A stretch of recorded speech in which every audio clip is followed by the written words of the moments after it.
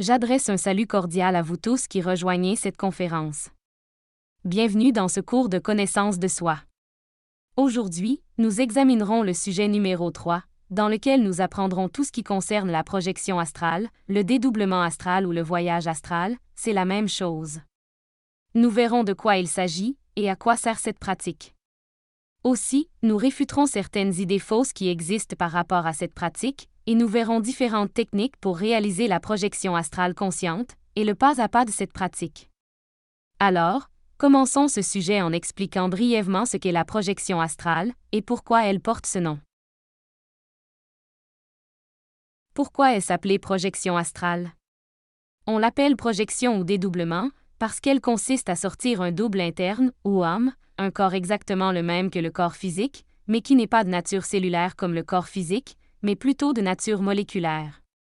Et comme il est de nature différente, il a des propriétés différentes.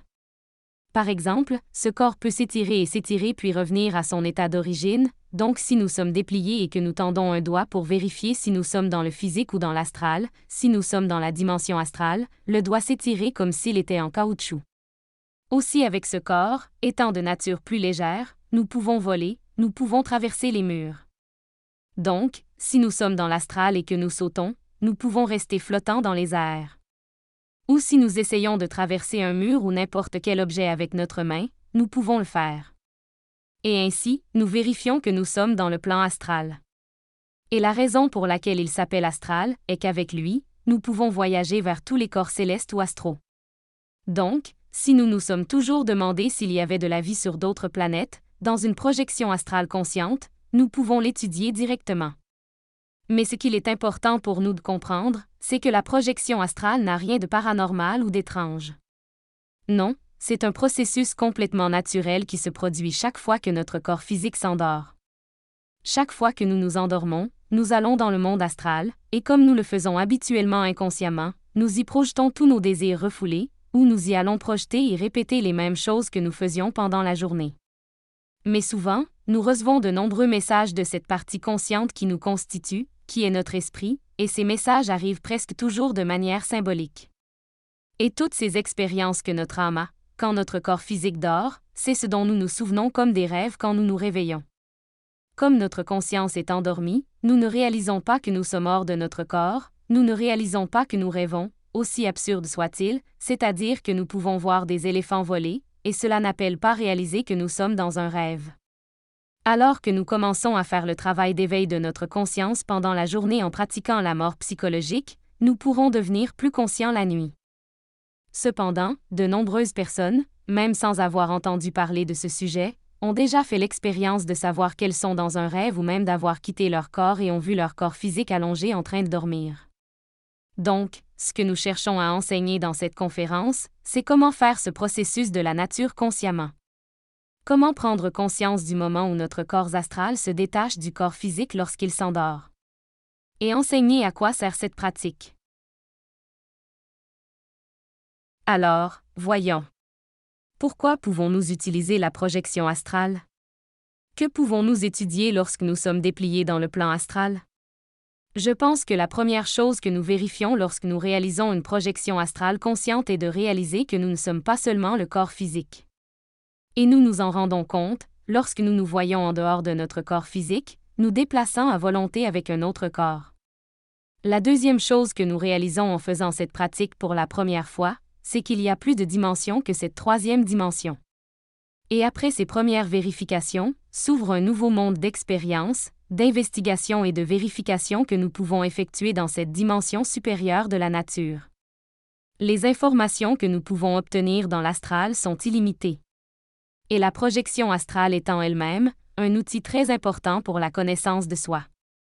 En fait, nous pouvons enquêter sur ce que nous voulons. Dans l'astral, nous pouvons nous connecter avec notre propre être immortel et éternel, donc en nous connectant à cette partie supérieure de notre conscience, nous pourrions résoudre la question existentielle. Quel est le but de mon existence? Ou vous pouvez enquêter, par exemple, sur ce qui se passe réellement lorsque vous mourrez. Vous pouvez enquêter sur vos vies antérieures. Cherchez dans laquelle de vos 108 existences humaines dans ce cycle vous vous trouvez actuellement. Vous pouvez par exemple aller dans les limbes et rendre visite à un parent ou à un ami décédé, là vous pourrez corroborer les informations que vous avez reçues lors de la conférence précédente. Ou vous pourriez aller à la Cour de justice objective et y voir le livre de vos dettes karmiques. Dans le plan astral, vous pouvez rencontrer les parties supérieures de votre conscience, votre Père intérieur et votre Mère divine. Vous pouvez y vérifier auprès de votre Mère divine tout ce qui concerne le processus de mort psychologique. Dans le plan astral, vous pouvez visiter les temples de la sagesse. Cherchez s'il y a de la vie sur d'autres planètes, en demandant à votre être intérieur de vous emmener sur n'importe quelle autre planète. Ou vous pourriez visiter des endroits sur cette planète. Ce ne sont là que quelques-unes des innombrables choses que vous pouvez faire et étudier sur le plan astral lors d'une projection astrale consciente. L'important est d'utiliser cette technique pour notre connaissance de soi et notre développement spirituel. Et il est important de comprendre que nous avons absolument toute la possibilité d'atteindre une projection astrale consciente simplement en pratiquant avec patience et persévérance. Mais avoir la capacité de rester conscient pendant le déroulement pendant une longue période et avoir accès à des recherches approfondies exigera de nous certains mérites. Cela exigera que nous fassions un effort pour éveiller notre conscience, que nous commencions à vivre dans un état de rappel de soi et à ne pas le perdre, et pour cela nous utiliserons la pratique de la mort psychologique. Cela exigera également que nous commencions à faire un usage judicieux de notre énergie sexuelle afin de ne pas la gaspiller et de commencer à la purifier. Et beaucoup d'investigations internes ont un coût, et il faut savoir que la monnaie avec laquelle l'univers bouge, c'est l'amour.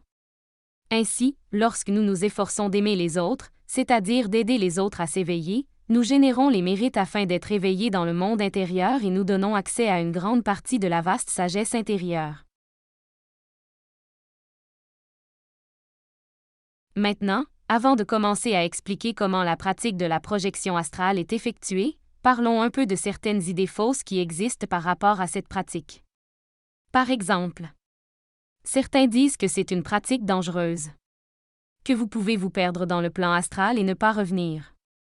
Il est important de savoir que notre âme et notre corps physique sont reliés par la corde d'argent, qui est une corde incassable et extensible à l'infini qui unit les deux corps, le physique et l'astral, et qui ne peut être rompue que par le rayon de la mort, au moment de la mort du corps physique, comme nous l'avons vu dans le sujet précédent.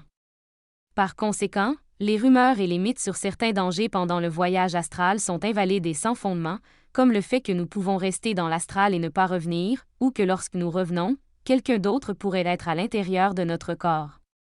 C'est totalement impossible à cause de ce cordon énergétique, aussi ce cordon envoie constamment des informations du physique à l'astral, c'est pourquoi nous revenons, ou nous nous réveillons, juste en entendant un son ou en étant appelés ou déplacés, exactement la même chose se produira si nous sommes consciemment déployés. Certaines personnes disent que la projection astrale est très difficile à réaliser. Et la vérité est que cette pratique est possible pour tout le monde. Et il s'avère que croire précisément au concept que c'est difficile, rend difficile pour nous d'y parvenir. Depuis ce que nous croyons que nous créons. Par conséquent, si nous nous concentrons sur le fait que c'est difficile ou compliqué ou dangereux, ces concepts nous empêcheront de réussir. Si nous faisons la pratique en croyant à l'avance que nous n'y arriverons pas, nous ne le ferons certainement pas, et si nous faisons la pratique avec peur, la peur bloquera notre accès, puisque l'astral est totalement lié à nos émotions. Certaines personnes disent que la projection astrale est réservée aux personnes spirituellement avancées. Et ce n'est pas vrai non plus. Nous pouvons tous réaliser une projection astrale consciente. La vérité est que plus vous avancez dans votre processus de connaissance de soi, plus vous serez en mesure d'effectuer des recherches approfondies. Mais nous avons tout un être intérieur qui nous guidera dès le début. Certaines personnes disent que nous ne devrions pas pratiquer cela, car c'est quelque chose de négatif. Bien qu'il soit vrai qu'il existe des personnes malveillantes qui utilisent cette pratique à des fins perverses, comme voler l'énergie d'autres personnes. La pratique sera positive ou négative, selon le sens ou le but avec lequel nous la faisons. Ici, nous enseignons cette pratique pour avancer dans notre processus de connaissance de soi et le développement de notre propre conscience. De plus, nous recommandons toujours de faire cette pratique en demandant la direction de notre être intérieur, qui représente la sagesse et l'amour. Maintenant que nous comprenons ce qu'est l'astral, à quoi il sert et que c'est complètement sûr et utile, voyons ce qu'est la pratique, pour réaliser une projection astrale consciente. Il existe de nombreuses façons de procéder, de nombreuses techniques que nous pourrions appliquer, je vais donc en énumérer quelques-unes qui fonctionnent parfaitement. La première est, par concentration. Cette pratique consiste à se concentrer sur quelque chose, par exemple sur le rythme de notre respiration, ou sur les battements de notre cœur. Et à garder toute notre concentration focalisée dessus, pendant que notre corps physique s'endort. Et que nous commençons à ressentir les symptômes qui indiquent que nous sommes déjà dépliés. La seconde est, avec l'imagination. Si on est doué pour imaginer, cette technique est parfaite, et consiste à imaginer un lieu, de la manière la plus vivante et détaillée possible. Par exemple, vous pouvez imaginer votre salon. Ou vous pouvez imaginer par exemple, une plage. Et vous imaginez tout en détail, imaginez le sable. La sensation du sable sur vos pieds. La mer. Le vent. La sensation de le vent sur votre visage. Le soleil, la chaleur du soleil, et en faisant cela dans les moindres détails, vous vous retrouverez soudainement projeté à cet endroit, mais conscient dans un rêve. Le troisième est, veillée du sommeil. Elle consiste à observer très attentivement mais sans tension, le moment précis où le double astral se détache du corps physique. Il s'agit de percevoir le moment où l'on entre dans le monde astral sans s'endormir. Cette technique est facile pour les dormeurs légers. L'essentiel est de ne pas s'endormir et de se lever au moment précis où l'on n'est ni éveillé ni endormi. La quatrième technique est, en mourant d'instant en instant. Cette technique est très bonne, car elle consiste à éliminer toutes les choses qui se manifestent à nous en ce moment, que ce soit des pensées, des sentiments, des émotions, des sensations, des soucis, des peurs, des angoisses, etc. Toutes ces choses qui commencent à apparaître dans notre esprit et dans notre corps et qui ne nous permettent pas de nous concentrer suffisamment pour atteindre la sortie astrale. Ainsi, lorsque nous sommes allongés, concentrés sur la réalisation de la projection, pour tout ce qui vient, que ce soit une pensée, une émotion ou une sensation qui essaie de nous distraire, nous allons demander à notre Mère divine de l'éliminer, et nous revenons immédiatement à la concentration, jusqu'à ce que nous commencions à ressentir les symptômes. Et la cinquième et dernière est par mentalisation. C'est probablement le plus efficace de tous. Il consiste à émettre des sons qui vont générer une certaine vibration dans notre corps qui va accélérer le processus de détachement. Maintenant, je vais expliquer la pratique étape par étape, et lorsque nous arriverons au point d'appliquer la technique, je donnerai un exemple expliquant différents mantras que nous pouvons utiliser pour réaliser une projection astrale consciente. Dans tous les cas, ce qui compte vraiment, c'est de vouloir le faire, puis d'oser le faire. Vouloir, c'est pouvoir. La première étape de la pratique consiste à choisir une position confortable pour s'endormir. Il est préférable, si vous le faites allongé, d'utiliser la position de décubitus dorsal. Car dans cette position, il est plus facile de ressentir les symptômes. Mais s'il vous est impossible de vous endormir dans cette position, choisissez en une autre.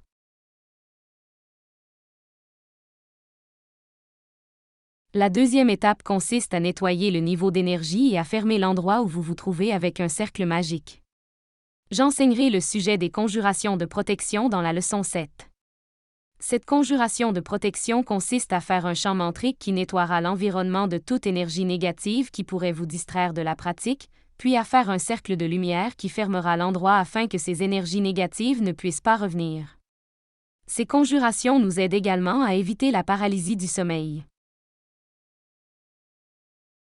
Ensuite, vous devez demander à votre être intérieur de vous assister durant la pratique et de vous aider à la réussir. Et puis vous vous fixez un objectif à poursuivre alors que vous vous trouvez déjà déplié. L'objectif est ce que vous allez faire ou étudier dans le plan astral. Ensuite, vous vous détendez. La détente est très importante. Il garantit, je dirais, 70% du succès de la pratique. Parce que cela nous met dans un état optimal pour que nous puissions facilement ressentir les symptômes qui se déroulent. Pour détendre l'esprit, concentrez-vous sur l'écoute des sons distants pendant au moins 1 minute. Sans penser à ces sons ni s'identifier à eux.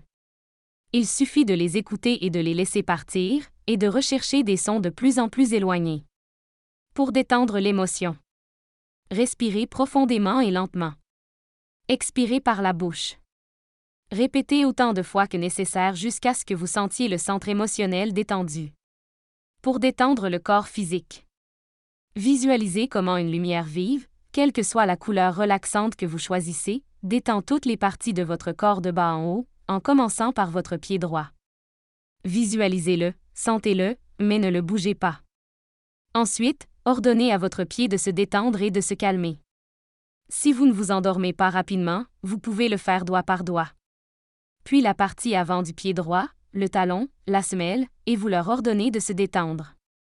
Et vous faites la même chose avec le reste de la jambe. Cela se fait avec toutes les parties du corps de bas en haut, en partant de droite à gauche. Visualisez comment chaque partie du corps est remplie de cette lumière apaisante, et nous leur ordonnons de se détendre, de se calmer et de se reposer. Puis on visualise tout le corps complètement rayonnant, et sans le bouger et d'une manière générale on l'ordonne. Corps physique, se détendre, être calme, se reposer. Et après nous être relaxés, nous procédons ensuite à l'utilisation de la technique que nous avons choisie. Si nous utilisons la technique du mantra, il existe plusieurs mantras parmi lesquels nous pouvons choisir pour réaliser la projection astrale consciente. Par exemple, il y a ce mantra qui est très efficace.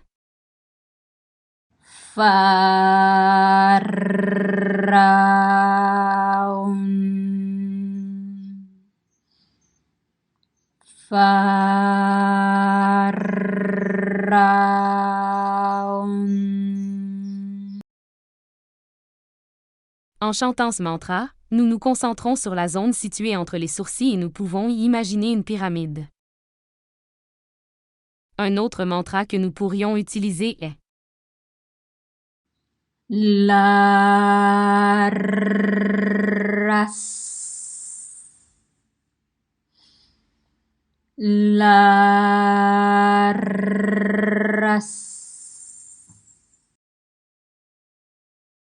Avec cela, nous nous concentrons également sur la zone située entre les sourcils, mais en y visualisant une lumière violette.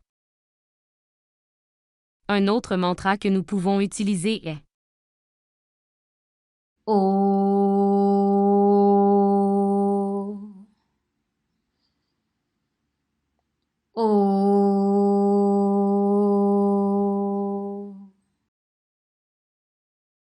Celui-là, concentré dans le cœur.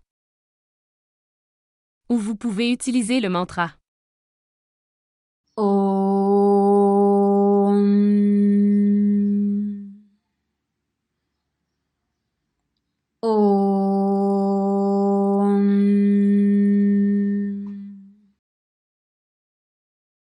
également concentré dans le cœur. Un autre mantra que nous pouvons utiliser est le son.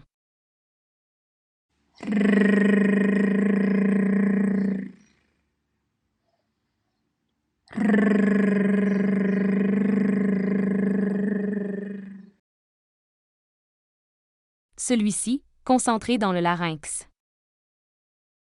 Il existe de nombreux mantras qui servent à se dérouler, mais ceux-ci sont très efficaces. Il est important de garder à l'esprit que nous ne devons utiliser qu'un seul mantra par pratique, puisque chaque mantra a une vibration spécifique, et si nous changeons de mantra dans la même pratique, nous mélangerons les vibrations et cela ne fonctionnera pas. Mantralisez lentement et en allongeant chaque syllabe. Vous pouvez répéter le mantra à haute voix environ 10 à 12 fois, puis baisser la voix jusqu'à ce que vous continuiez à répéter le mantra dans votre esprit, jusqu'à ce que vous ressentiez les symptômes. Lorsque votre corps astral se sépare de votre corps physique, vous pouvez ressentir l'un de ces symptômes. Vous pouvez sentir votre corps se gonfler. Vous pouvez sentir que vous flottez. Vous pouvez sentir votre corps se balancer doucement pendant que vous êtes bercé. Vous pouvez sentir vos jambes et vos bras se lever et flotter. Vous pouvez ressentir une sensation de courant électrique. Vous pouvez sentir que vous tournez à grande vitesse. Vous pouvez sentir un bruit près de vos oreilles. Ou vous pouvez apparaître consciemment dans un rêve. Tous ces symptômes indiquent que la projection a lieu et que vous êtes conscient du processus. Que devez-vous faire lorsque vous ressentez les symptômes? Contrôlez vos émotions, détendez-vous. Ne paniquez pas et ne vous sentez pas euphorique, mais détendez-vous encore plus et laissez le symptôme se développer.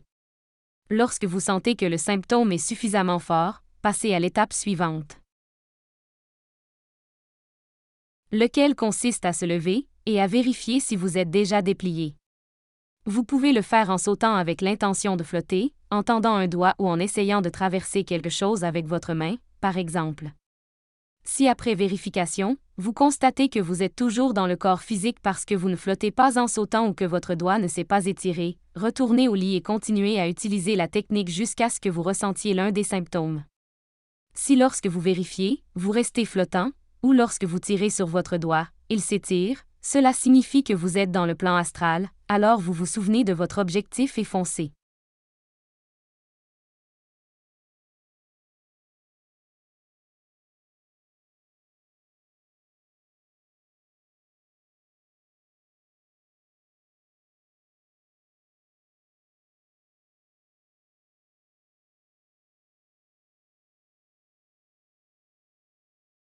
Et c'est la pratique de la projection astrale. Le secret est de pratiquer avec beaucoup de patience jusqu'à ce que vous y parveniez. Et rappelez-vous, vouloir c'est pouvoir. C'est en forgeant qu'on devient forgeron.